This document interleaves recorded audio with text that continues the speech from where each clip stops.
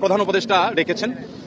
তার ডাকে আজকে বিভিন্ন ধর্মের নেতৃত্বশীল ব্যক্তিবর্গ তারা এসেছেন এবং দেশের বিভিন্ন প্রান্ত থেকে সবাই আজকে সমবেত হয়েছেন। আমরা বাংলাদেশের মানুষ কেমন আছি, বিশেষ করে আমাদের অন্য ধর্মাবলম্বী যারা আছেন মুসলিম ছাড়া, তারা কেমন আছেন, তারা তাদের সেই অবস্থা ব্যক্ত করেছেন। তো আমরা লক্ষ্য করেছি যে এখানে আমাদের মধ্যে আলহামদুলিল্লাহ চমৎকার ধর্মীয় সম্প্রীতি বজায় আছে। সেটিকে সামনে আরো কিভাবে ভালোভাবে ধরে রাখা যায় সেজন্য আজকে আমরা কথা বলেছি, সবাই মন খুলে সবাই যার যার মতামত ব্যক্ত করেছেন।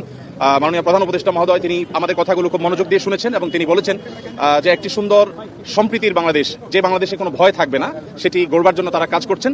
এবং আমরা আমাদের জায়গা থেকে বলেছি যে এদেশের ওলামা একরাম, এদেশের ধর্মীয় নেতৃত্ব তারা তাদের জায়গা থেকে অত্যন্ত দায়িত্বশীল এবং দায়িত্বশীলতার কারণে কিন্তু আপনারা দেখেছেন যে আইনজীবী আলিফ হত্যাকাণ্ডের পরে সারা বাংলাদেশে মুসলমানরা অত্যন্ত ধৈর্য এবং সংযমের পরিচয় দিয়েছেন।